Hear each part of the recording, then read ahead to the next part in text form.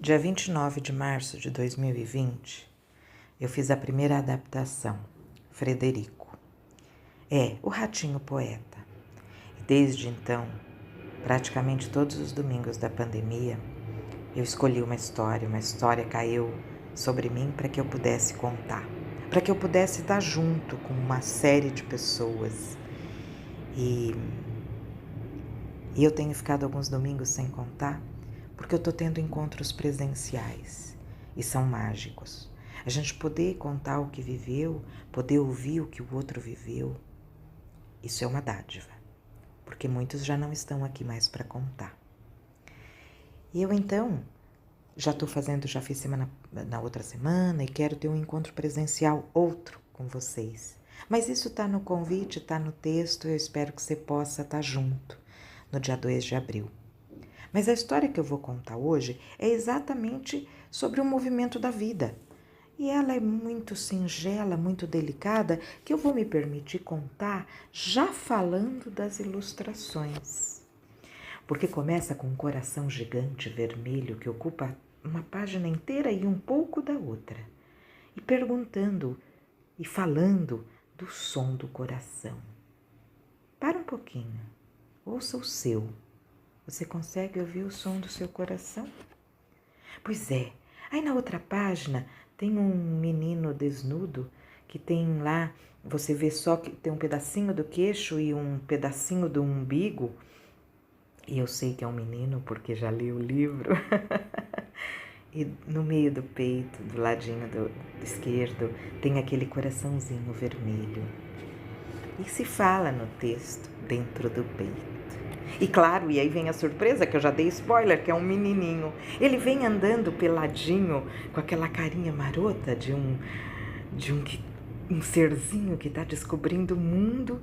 Ele tá lá com uma coisinha de pegar borboleta e um gatinho todo maroto andando junto do lado. Então ele tá lá da floresta, outra página. Árvores, passarinhos, sol quente, todo um verde. Lá em cima de uma pequena montanha tem um bodezinho. E aí ele pergunta como funciona tudo aquilo que a gente vê. E eu já pergunto, e aquilo que a gente não vê, que alguém nos descreve? Porque muito disso deve a Rô, que é uma deficiente visual, artista, cantora, top de linha, que me incentivou. Por que é que as estrelas não caem? E aí ele tá, o bodinho lá, dormindo pertinho da lua, como se a montanha chegasse na lua. Ele, como se estivesse espirrando no céu uma interrogação, o gatinho dormindo, ele de costas para nós, aquele bumbumzinho peladinho, pequenininho. E ele tá nessa dúvida, das estrelas não caem, como é que a noite desaparece, as cores. E de novo é um outro dia e ele está como se estivesse apoiando na página do livro e os pássaros e o sol com um sorriso gigante nascendo. E as dúvidas, quem é que plantou todas as árvores, os morros, os pássaros? E essa interrogação persegue a cabecinha dele. E ele observando, ele vê o movimento das águas. E ele tem dúvida também, como é que o mar, as ondas. E aí ele já tá de calça e tênis, gatinho de costa, a interrogação tá lá. É como se ele se olhasse lá no meio da ilha. E ele tem essa dúvida, como pode uma ilha não afundar? Então, como se ele estivesse num barquinho inflável, à distância, a terra redonda, a ilha ficando distante, aquele homenzinho que seria ele mesmo peladinho lá longe na ilha, ficando pequenininho. E ele fala da grandeza dos oceanos.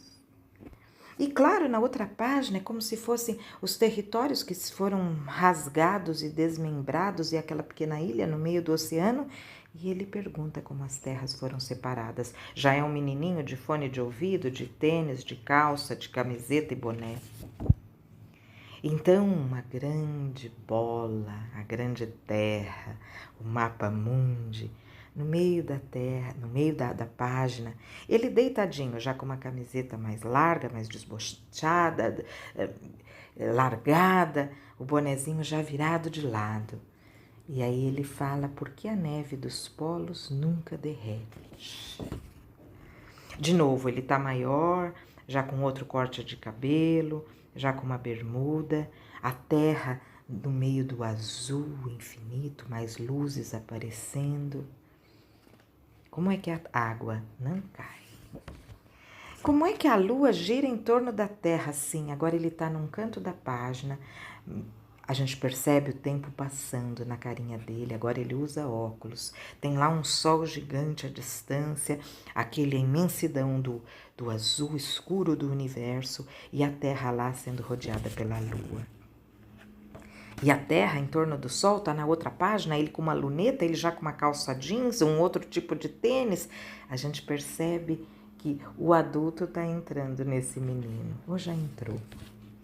Então ele já tem uma barba e um cavanhaque, continua com a luneta, está olhando aquela imensidão de estrelas. E como podemos fazer parte de uma enorme galáxia chamada Via Láctea, movendo-se em grande velocidade? Essa é a pergunta. E ele então, numa janela, olhando tudo isso, o gatinho envelhecido do lado, ele também, uma calça mais despojada, como a roupa faz com que mostre o passar do tempo. E ele então dizendo que a gente faz parte de uma galáxia que nada mais é que de outra e de outra. E aí vem uma outra noite, ele tá mais velhinho, um livro na mão, o gatinho, estão de costas, olhando a mesma janela. E que nenhum homem ou mulher sabe onde termina ou começa o som, o pulsar, o sentimento, esse inexplicável movimento. Isso está num lado do texto, com uma interrogação enorme. E então a gente vira para a última página. Ele tá com a barba branca, o gatinho tá mais envelhecido ainda, numa caminha, como se ele estivesse dormindo no céu.